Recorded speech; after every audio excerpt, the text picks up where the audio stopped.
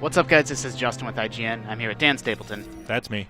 We're taking a look at Knights of the Old Republic on iPad. This is running on an iPad. Well, here's some proof. We're out and back into the game. This port is out today. It's $9.99. It's not universal. It's iPad only. And as far as I know, it does support all iPads, but I haven't seen it running on an iPad 1, so I can't necessarily speak to that. We're playing on sort of a 4th-gen iPad. And the port was handled by Aspire, the same people that did the Mac port and do Mac ports of lots of big games. So, Dan, we just kind of wanted to take a sec to show people how this game works, how it plays, sort of some of the stuff that we like and don't like about this port. We're on sort of the very beginning, the tutorial ship, I guess, more or less. Yeah, I'm watching you control it here, and it doesn't actually look as bad as I feared.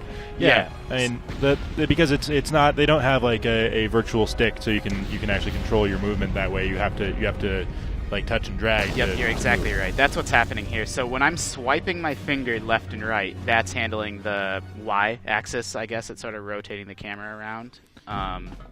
But the problem is, like, your hand is totally in the way. Right. And then, so I'm swiping left and right to move left and right, and then I'm swiping forward to sort of walk forward.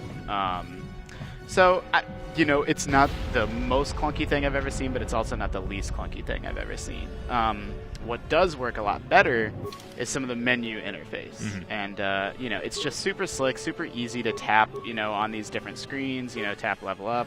Tap your skills, like all of that stuff works really well. Like a lot of this old stuff that was designed for the original Xbox is actually translates pretty well to touchscreens because they have these kind of big on-screen indicators for buttons. Like if it was just a PC version, there would be, or if it had been a straight PC, made for PC game, there would have been much smaller icons and like adjuster buttons.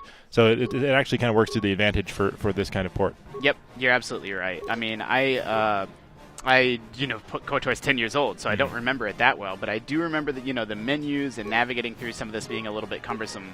But here, it's super easy to, equip and unequip things. I wouldn't say, like, you can't do some things that you kind of get used to doing on the App Store. Like, I can't pinch and zoom this map, right, for example. So it's like, they were sort of thoughtful with the controls and, how all this was translated to touch. But then some other stuff, they didn't go the extra mile, I guess. They just sort of went the first mile, the expected mile. It's a 10-year-old game, and they didn't completely redo the UI. Yeah, for sure. You have some sort of hot skills here down at the bottom.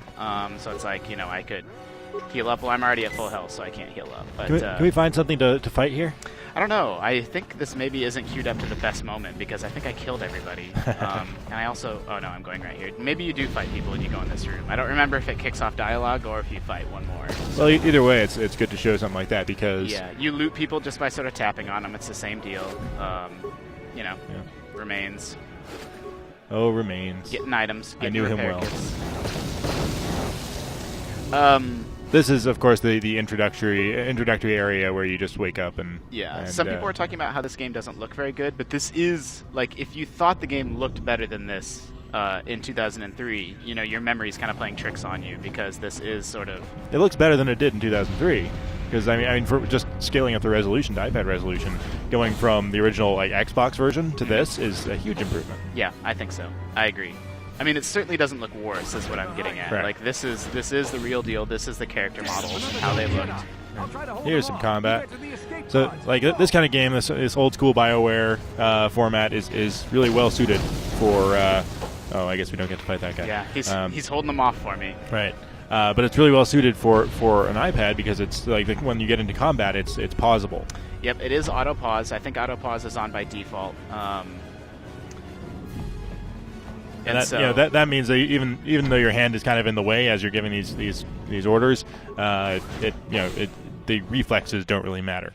Yeah, I mean, I haven't played. As you can see, I'm still kind of at the beginning of this. I didn't review this personally. We had someone else review it. But my sort of snap judgment is that I liked using the analog stick more. Like, I feel like it was easier. I feel like it was a little better. But this is still, a very serviceable, very reasonable way to play. Now, this I'm not wild about, where it's got the buttons in the upper right for selecting your dialogue options instead of having them like actually pushing the button. Yep. Here now we're in combat. Yeah, so you see that it auto paused there as soon as it sort of of found an enemy, and then all I need to do is tap them to, sort of attack them. And And you assign your different attack orders. That you can. I think that's a grenade over there on the right yep, above that's him. exactly right. So I can tap to just queue up sort of whatever attack I want to do. Thermal detonator. Sorry. Thermal detonator. It's basically a grenade. Yeah.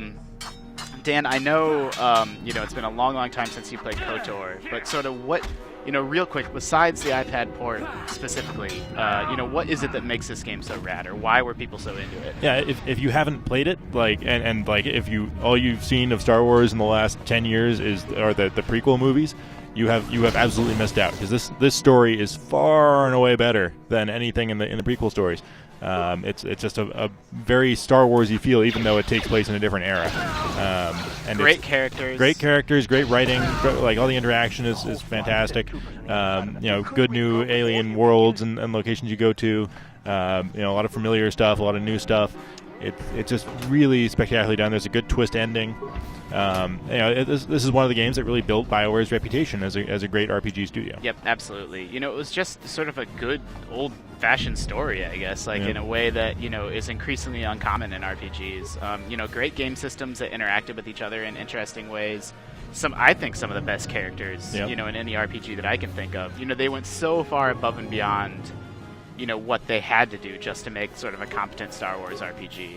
I'm going to say that this isn't, in my opinion, again, playing with a controller is a little bit smoother, a little bit, easier to deal with than this. But if you haven't played this game, for $10, have it on your iPad, play on the train, put some headphones on. That's an absolutely great way to experience sort of the Knights of the Old Republic story. Yeah, I love how we're getting games like this and XCOM, is coming soon. We're going to have these basically full, console and PC experiences on the iPad now, even if they're not as high end as they could be, but it's the same game. Yep, absolutely. I couldn't agree more. I'm gonna go ahead and save, get some save slots going. Hey, remember when you could save anywhere? I do indeed, Dan. So, this is Knights of the Old Republic on iPad. We're going to have more about this, in the coming sort of days and weeks, but we didn't want to waste any time giving people sort of a sneak peek of how the game looks and plays. Our full review is already up on IGN, so make sure you're reading IGN.com/wireless. And, just make sure you're keeping it locked to IGN's for sort of all the news and hotness on all the hottest mobile games.